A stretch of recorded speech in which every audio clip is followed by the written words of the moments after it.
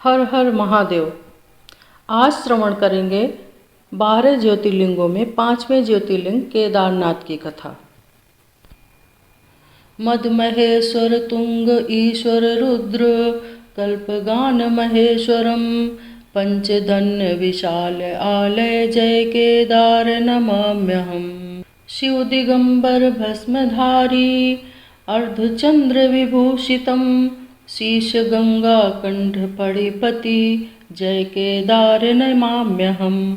नाथ पावन है विशालम पुण्यप्रद हर दर्शनम जय केदार उदार शंकर पाप ताप नमाम्यहम्।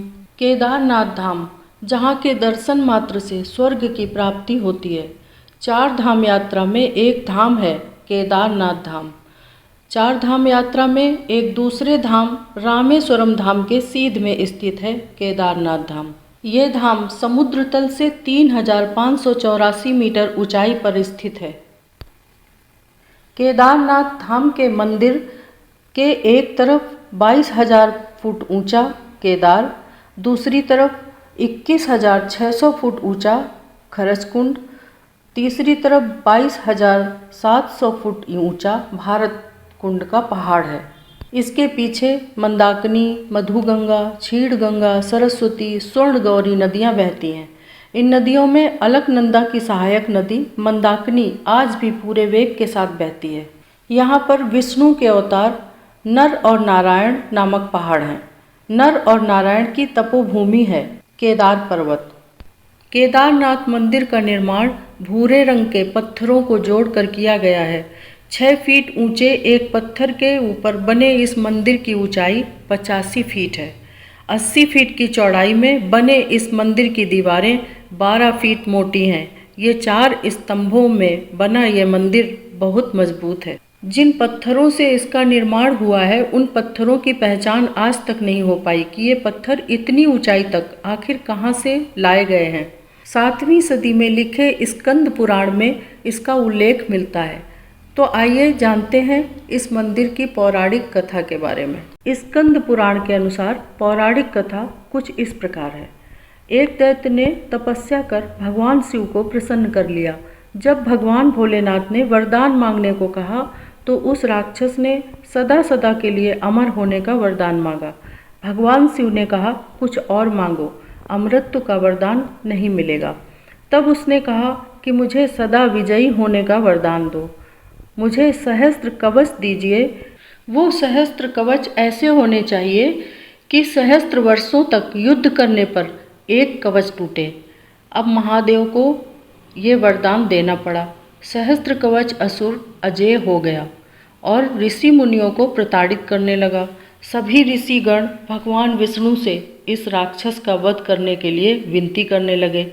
भगवान विष्णु ने नारद को बुलाकर उनसे पूछा कि ऐसा कोई स्थान बताओ जहाँ एक दिन की तपस्या से सहस्त्र वर्षों की तपस्या का फल मिलता हो। तब नारद ने बद्री विशाल पर्वत के बारे में बताया, जहाँ तपस्या करने से सहस्त्र सालों की तपस्या का फल एक दिन में ही प्राप्त होता है। इधर दक्ष प्रजापति एवं देवी प्रसूति की 16 कन्याओं में 13वीं कन्या मूर्ति का विवाह धर्म से हुआ। मूर्ति ने 2 पुत्रों नर एवं नारायण को जन्म दिया। नर और नारायण बद्री विशाल में तपस्या करने लगे। वो रोज एक पार्थिव लिंग का निर्माण करते जिससे उन्हें सहस्त्र वर्षों की तपस्या का फल प्राप्त होता रहा। अब उनकी तपस्या भंग करने के लिए सहस्त्र कवच असुर युद्ध करने आ पहुंचा। जब नर तपस्या करते तो नारायण उस असुर से युद्ध करते और जब नारायण तपस्या करते तो नर युद्ध करते। इस प्रकार 99,999 कवच काटकर राक्षस को हरा दिया। तब वो राक्षस एक कवच बचाकर भाग गया। नर और नारायण तपस्या में लीन रहे। तब उसी पार्थिव लिंग में भगवान आशुतोष प्रकट हुए और नर नारायण से वर मांगने के लिए कहा। नर और नारायण ने भोलेनाथ से सृष्टि की रक्षा हेतु वहीं निवास करने की प्रार्थना की। तब भगवान शिव केदारनाथ ज्योतिर्लिंग के रूप में वहीं स्थापित हो गए।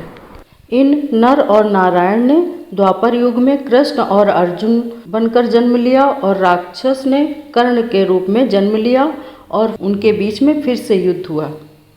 एक दूसरी कथा के अनुसार महाभारत के युद्ध के पश्चात पांडवों ने श्री कृष्ण से कहा, हे केशव, हम लोगों ने अपने परिजनों एवं असंख्य लोगों की हत्या की है। हम लोग पाप के भागीदार हैं। पापों से मुक्ति का कोई उपाय बताइए। श्री कृष्ण ने कहा, शिव की उपासना से मुक्ति संभव हो सकती है। श्री कृष्ण द्वारिका चले गए। पांडव शिव की खोज करने गए। काशी पहुँचे, वहाँ पर शिव जी उन्हें नहीं मिले। तब पांडव हिमालय पर्वत पर गए, जहाँ उन्होंने तपस्या करना आरंभ किया। उसके पश्चात शिव जी प्रकट तो हुए, लेकिन वो पांडवों से छिपने लगे, क्योंकि वो महाभारत में हुई हत्याओं से पांडवों से नाराज थे।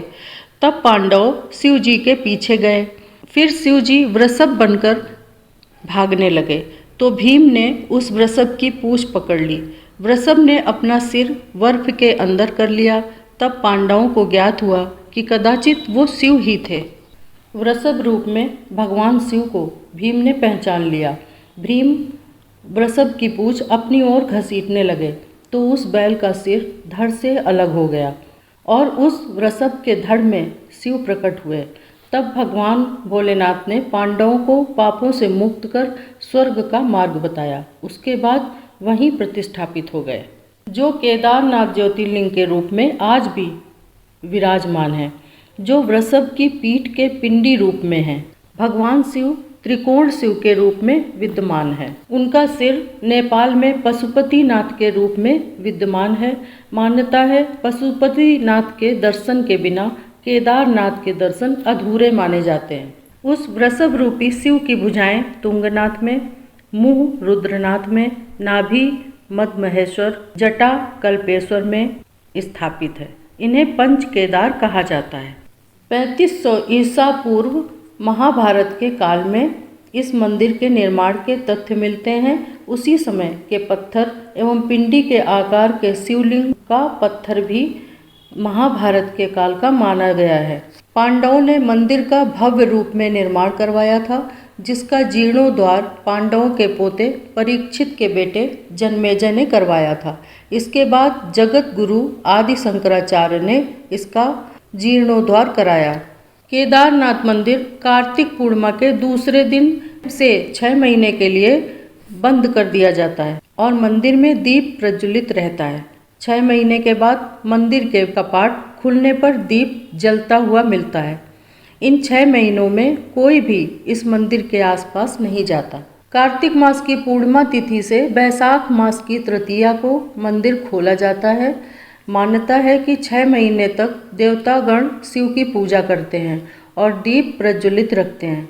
ये दीपक पता नहीं कितने वर्षों से प्रज्वलित है। वैज्ञानिकों का मानना है कि 13वीं शताब्दी से 17वीं शताब्दी के मध्य 400 साल तक ये मंदिर एक विशालकाय हिमखंड के अंदर दबा हुआ था। इसके बाद जब बर्फ पिघलने के बाद मंदिर बाहर निकला तो मंदिर को कोई क्षति नहीं पहुंची थी। मंदिर की दीवारों को क्षति पहुंची थी, उसके निशान आज भी दिखाई देते हैं। 2013 में आई बाढ़ से जिसमें सब कुछ नष्ट हो गया, तब भी केदारनाथ के पीछे से शिलाखंड आया और मंदिर के पीछे ही रुक गया, मानो वो मंदिर की रक्षा के लिए आई हो। उस शिलाखंड के दोनों तरफ से जल प्रलय की धाराएं तीव्र गति से बह रही थीं। मंदिर और नंदी महाराज आराम से सुरक्षित थे। उस शिलाखंड की भीमशिला के नाम से पूजा अर्चना की जाती है।